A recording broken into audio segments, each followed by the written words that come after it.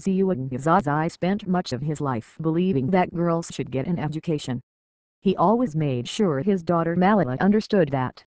Months after Taliban militants gravely wounded a 15-year-old with a bullet to the head for being vocal about that belief, he thinks more people around the world and in his home country agree with him. Last October, the teenager was riding home in the school van in the Swamp Valley, the Taliban stronghold in Pakistan, when masked men stopped the vehicle. They demanded that the other girls identify Malala. They trained their guns on their target and fired. Then they shot another girl, wounding her. Malala was treated by Pakistani doctors in the initial days after the shooting. The prognosis was dire.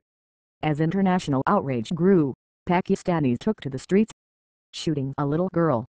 The Taliban had gone too far this time. The government had better do something. Around the world, more people began learning about how the Taliban, years earlier, had ordered that all girls leave school.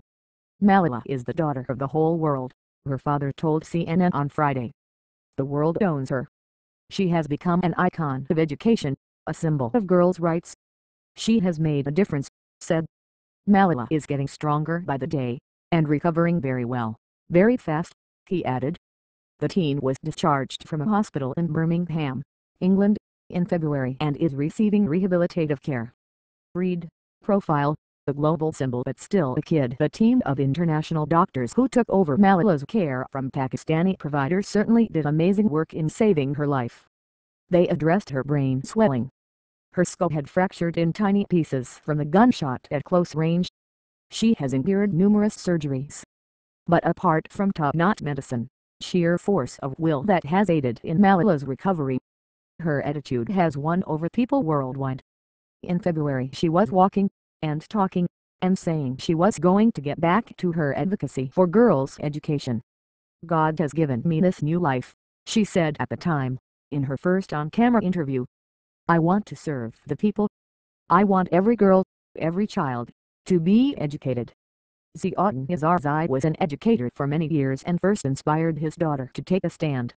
But how likely will Malala's work and physical sacrifice actually lead to greater access to quality education for girls in Pakistan? It's unlikely for her own safety that Malala will ever be able to return there, and unlikely for her father as well, say observers who know Pakistan well. Higher report, your messages to Malala. CNN put that question to Ziauddin. Pakistan's government has appointed him education attaché in the Pakistani consulate in the United Kingdom.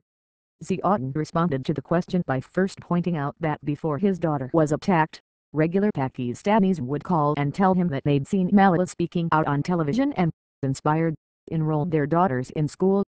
She'd received a huge amount of global attention, especially from Western media, after writing the blog for The Guardian when she was 11. She described her fear that the Taliban would keep her from learning. After Malala was shot, stirring international condemnation, Ziauddin was heartened. When this tragic incident happened, small kids, they had posters, banners with Malala's face and message, and they related to and knew about Malala, Ziauddin said. I think it was a big change. There have been developments in Pakistan, but it's difficult to call them victories.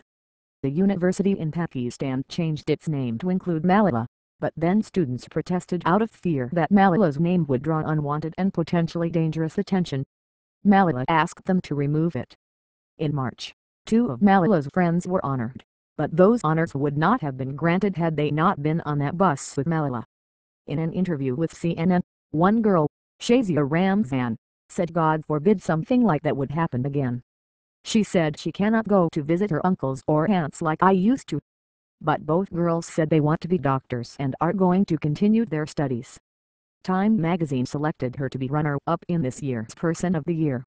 This year, Pakistan will observe Malala's 16th birthday as Malala Day. Former British Prime Minister Gordon Brown joined Ziauddin in the interview.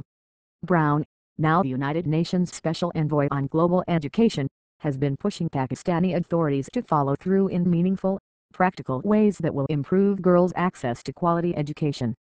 Brown, in his own words about girls' education in Pakistan, I was there in Pakistan at the time of Malala's shooting, Brown said. I think 2 million people have signed the petition calling for universal free education. Brown met with Pakistan's President Asif Ali Zardari, who had visited Malala in the hospital in the UK and vowed to stand up for girls' education and fight extremism. Beyond Pakistan, Brown said there seems to be a new passion internationally for ensuring girls' rights. Opinion: girls' courage, Taliban cowardice. Girls and women are saying, Brown believes, that they are not prepared to take this anymore.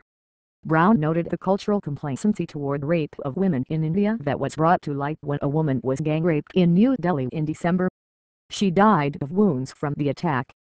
Demonstrators in Nepal are protesting the severely limited rights of women there, Brown said, and Bangladeshi girls have formed safe zones in which children will never be forced to marry adults, a common practice.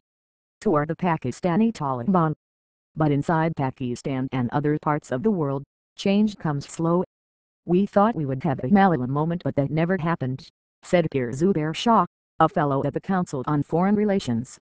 He was a reporter for the New York Times in Pakistan, working in the Waziristan tribal area along the border with Afghanistan. Ziauddin hosted Shah when he wrote about Malala. No one has said, let's slash the defense budget and allocate it to education, Shah said. No one has been arrested in the attack on Malala. You have the girls' school who didn't want Malala's name. He said he doesn't believe there's an heir apparent for Malala in Pakistan and that safety concerns would make it impossible for her or her father to return. You need someone on the ground to lead social change, he said. It's not the job of Brown or people sitting outside. You have to be there among the people. And right now there is no political leadership who can't do that. The military has failed to chase after militants, the journalist said. And then there's the complex issue of Pakistan's relationship with the Taliban, he noted. The government had a chance, an opportunity in the days after Malala's shooting, he said. I don't want to be pessimistic, but I'm afraid that chance is probably gone.